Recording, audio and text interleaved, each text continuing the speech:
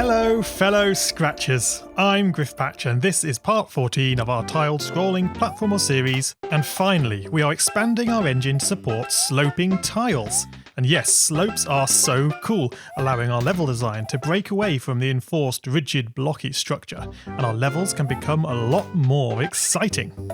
But there's a catch. Calculating collisions in a tile-based world requires us to work with a bit more math than we are used to doing. But fear not, my friends. There's no way I will let that stop us. But just in case it does get a bit much, just be assured that you will be fine to skip this episode if you don't need slopes in your game. In which case, just sit back, watch the video, and enjoy. So, you will have seen the new tile costumes I was just showing off. As always, I've popped them into the tile scrolling tutorial asset project on my Griffpatch tutor account. There's a link under this video, and if you need those new costumes, then open up the project now. Here they are in the tile sprite, from costume 50 onwards. To make life simple, just backpack the entire tile sprite. Okay, back to your projects and open up the tile scrolling platformer scripts. Drag the tile sprite from the backpack into your project sprites panel, and I'll just move it next to the original tile sprite. If I check in the original one, we should find that the last costume we added was costume 49.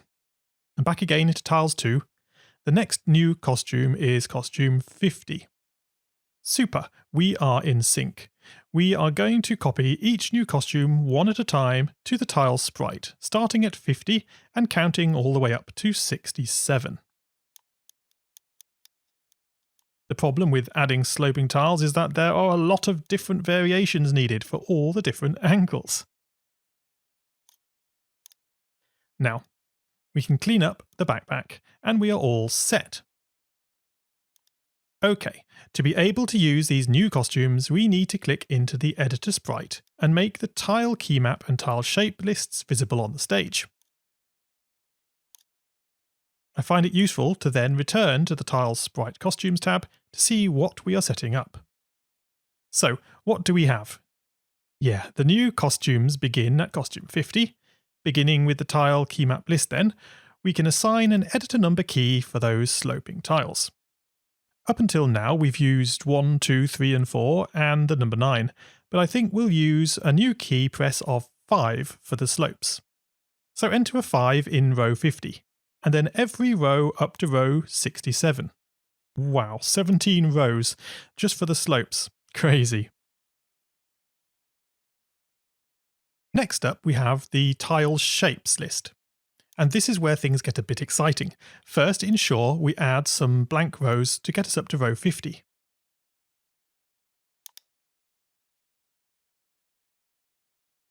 The first costume is just a normal full tile. We know what to do with that. Enter a hash in the tile shape list. But the next costume, costume 51, is a slope. How should we represent that shape in our list? Well, how about as a forward slash? I like this as it matches the slope's direction. Okay, but we have other slopes that also slope in the same direction. We will therefore need some way to describe the slope in more detail. What we'll do is use 2 digits. The first tells us how many costumes make the full slope, so this one takes 1 tile from the bottom to the top, but these ones take 2. So enter /1. If there are more than 1 costume, then the second digit lets us know which one this tile is. But we'll count from 0, so that's now /10. So costume 52. That will be backslash, because it's going down. Backslash, then a 1, then a 0. And on we go. Costume 53 is a forward slash again, but is a 2 costume slope. So enter a 2, and this is the first one, so enter 0. That's /2, 0. Costume 54 is similar, /2, but complete it with a 1, since this is the second costume in the same slope. Then downward slopes are then /2, 0, and /2, 1. That's all the slopes accounted for, and the rest of the costumes are simple, solid tiles. Enter hashes all the way down from rows 57 to 67. Cool! To make use of these costumes in the editor, we'll need to add a script to handle the new number key 5. Click into the editor sprite, and we'll simply duplicate the when 4 key pressed.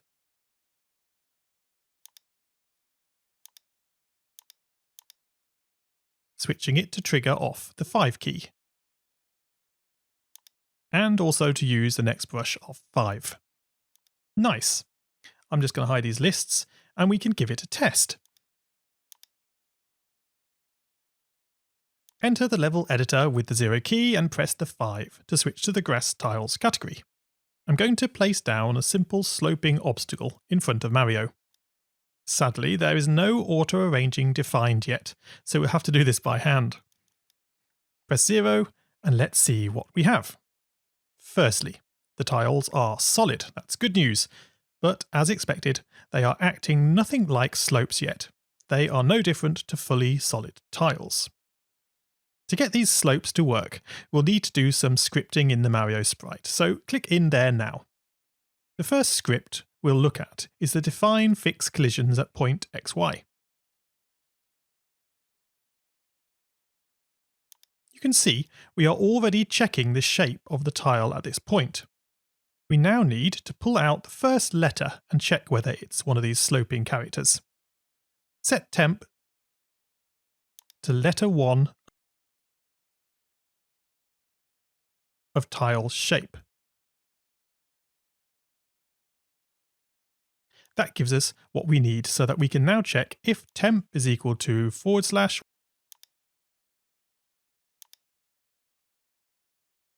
or temp is equal to \.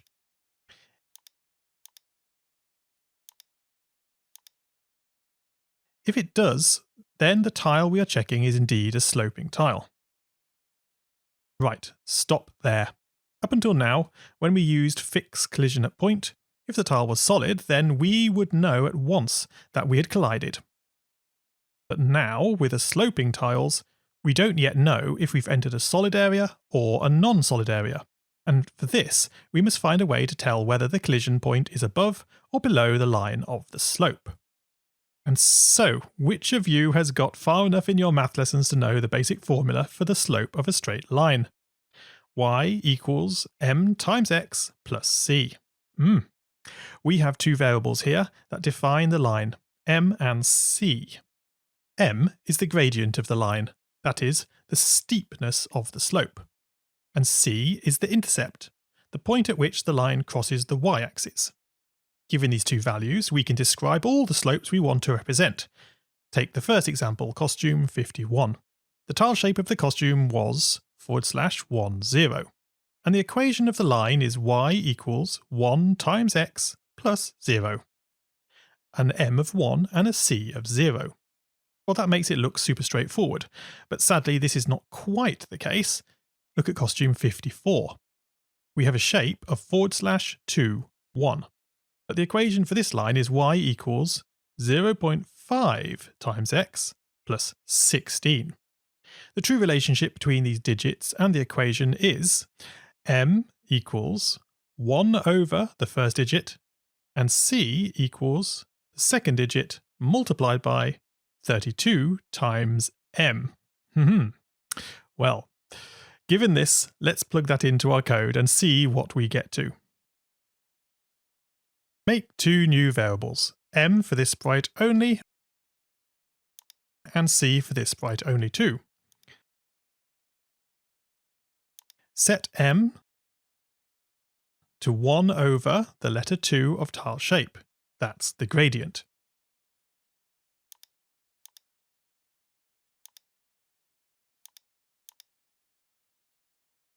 Next, set c to letter 3 of tile shape, multiplied by 32, multiplied by m. That's the intercept, the y-intercept.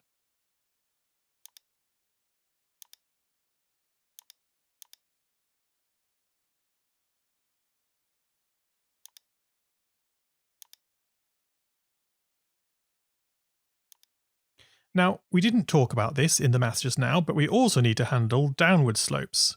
check if temp is equal to \. In this case, we need to invert the slope. So set m to 0, subtract m.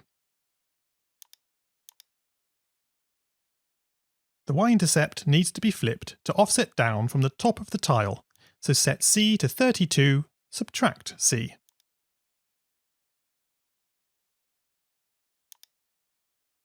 And now we'll use the equation for a line to work out whether we are above or below it. Make a new variable named offset y for this sprite only. And set offset y to mod y, that's the y position within the tile that we are testing for collisions, subtract. Now we want the line height at this point, so that's mod x multiplied by m, all added to c.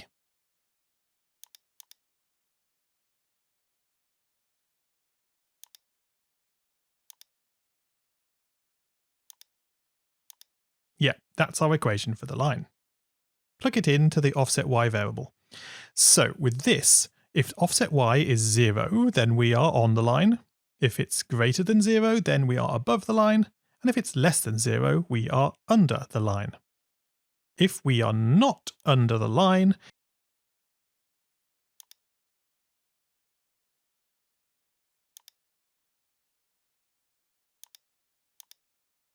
then we are not colliding, and we can stop this script.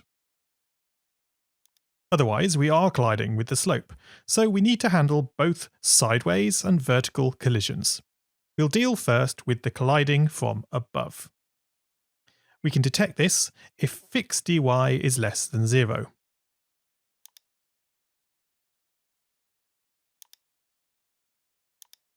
That is, Mario was travelling downwards into the collision. To get Mario out of the slope, we just need to move them up by the amount of the overlap. Change y by 0, subtract offset y. That should do it. So set solid to 10 to record the collision and stop this script. We are done. We can give this a test. So remembering we've only coded this for vertical collisions, I'm going to try and jump up and fall onto the slopes. If Mario moves towards a slope, then he glitches position. But if he lands on the slope, or walks down the slope, then things are looking surprisingly good. I think we should complete the scripts to correctly resolve the sideways collisions next. We already know the collision has occurred, we just need to move them out of the collision. We'll start by ensuring this was a sideways collision by checking that fixed dy is equal to 0.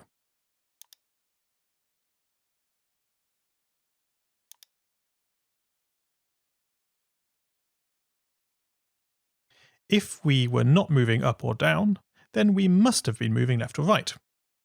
So now, we just need to ensure that we were walking towards the slope. If we are travelling from the opposite direction, then we'd need to push the player right out of the tile. Luckily, this is the default behaviour if we do nothing here. So all we need to do is handle the case when we are moving towards the slope.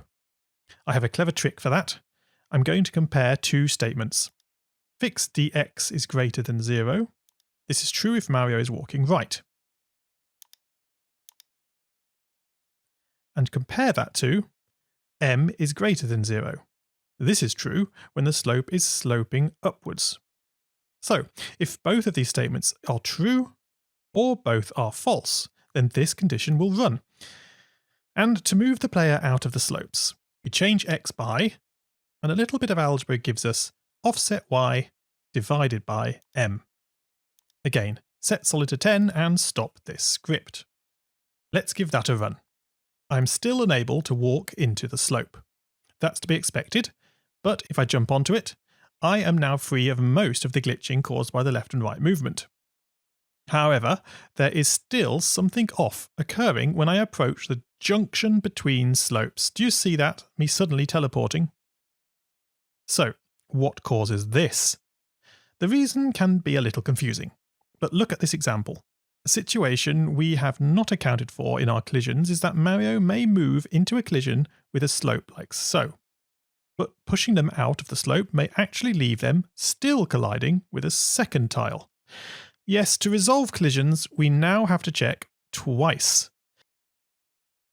find the define fixed collision in direction script.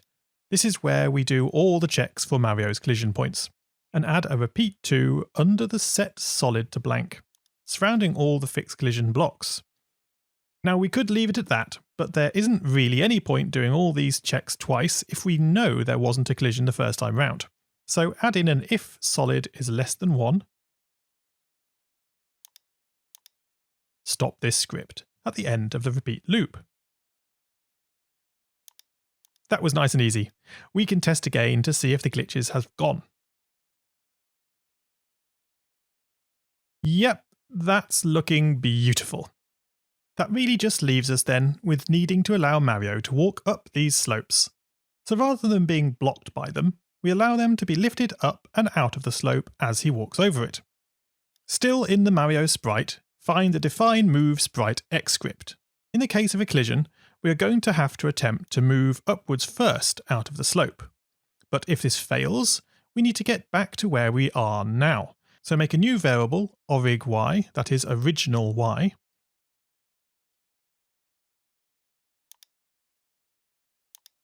and set it to y.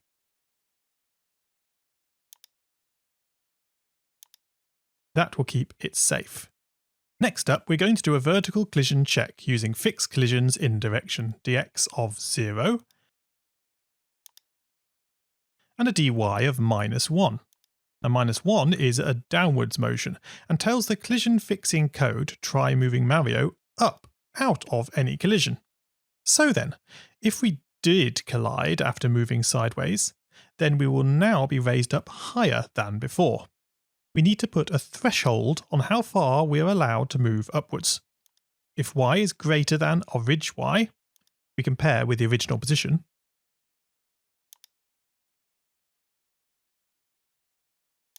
plus 4 pixels leeway,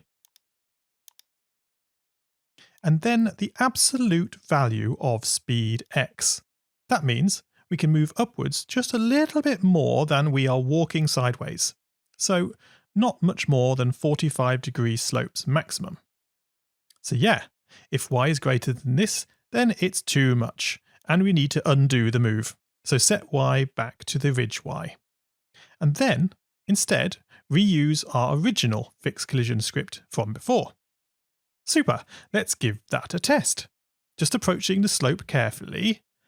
Oh yeah, I think we got it. I can walk right up the slope now, and down again, jumping, whatever. It's a very stable feeling indeed. The only one thing I may add is that it would be nice if there was a little resistance to climbing the slope. Mario shouldn't be able to rush up them like this. You see, we have the empty else condition here. We can first just confirm that Mario is indeed travelling upwards, if y is greater than orig_y.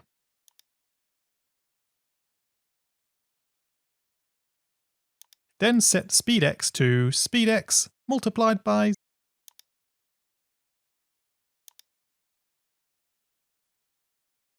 0.85. That should do the trick, pushing back against Mario. Test the game again. Okay, I certainly can't run up this slope now. And yeah, if I turn around, you can see how it slows me down. And then I get up to speed and it slows me down again, looking really sweet. This Mario engine is getting better all the time, and the slopes are an excellent addition to the game.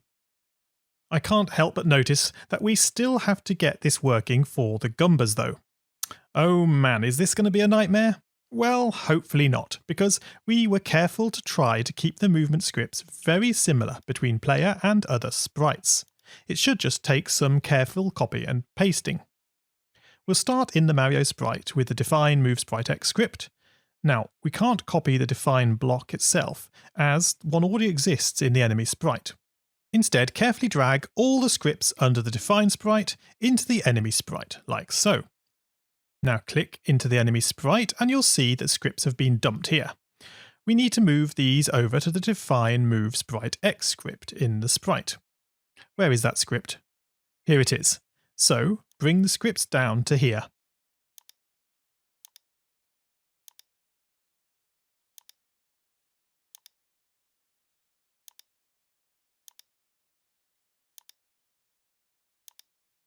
Okay, before we replace things, we just need to ensure we keep this turn 180 script so that the Goombas change direction when they hit a wall. Now delete the old scripts and replace them all with these new ones. Next up, back in the Mario sprite, find the Define Fix Collisions in Direction script.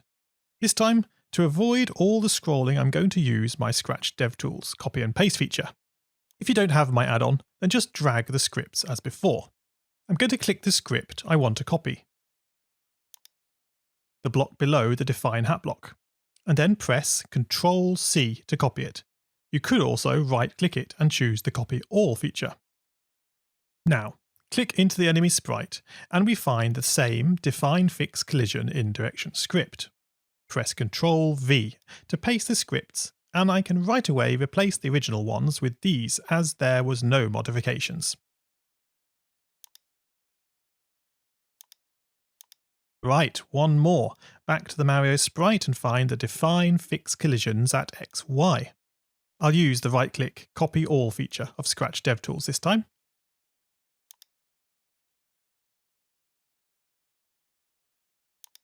We can now click into the enemy sprite to locate the same Define Fix Collisions in Direction script. This one is almost the same. Paste it in with Ctrl-V, replace the original scripts,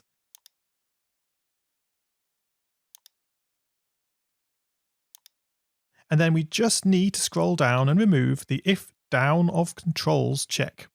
This was a bug fix we did a while back too, to prevent Goombas dropping down through the platforms. Do you remember? And we are ready to give it a play. Do I have any Goomba volunteers?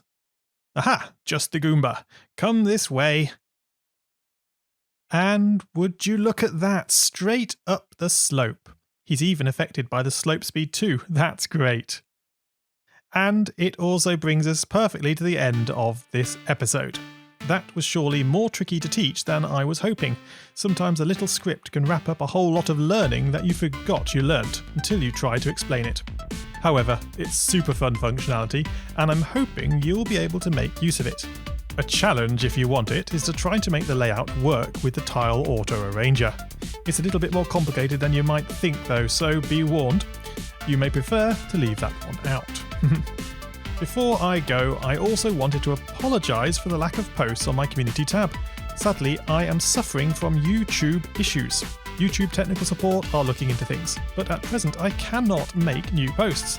Yes, it's a disaster. I felt so cut off from you all not being able to let you know what I'm up to or post the polls I'd promised. Thanks though so much for continuing to watch and love the videos. Hopefully I'll be sorted and back soon. Talking of which, please smash the like button if you've enjoyed this video and subscribe. I'll answer as many comments as I can, but if you want a closer interaction with me, then consider joining the channel membership. As members, comments come up first and I'll prioritise them. You can also get super perks like custom channel emoji. Have you seen those? They're really fun. Early access to videos and even downloads to the projects themselves. More importantly, you get to support me making these videos, which is super important, and memberships can make a great birthday treat too. Next time, we'll do a Mix It Up Monday, and I've got some ideas already, perhaps the greatly anticipated Pathfinding 2 with lists, or a follow-up to the Cloud multiplayer tutorial, looking at working that into an existing game. Oh, I know those two will get people excited. Right, the end. Thank you for watching, and scratch on, guys.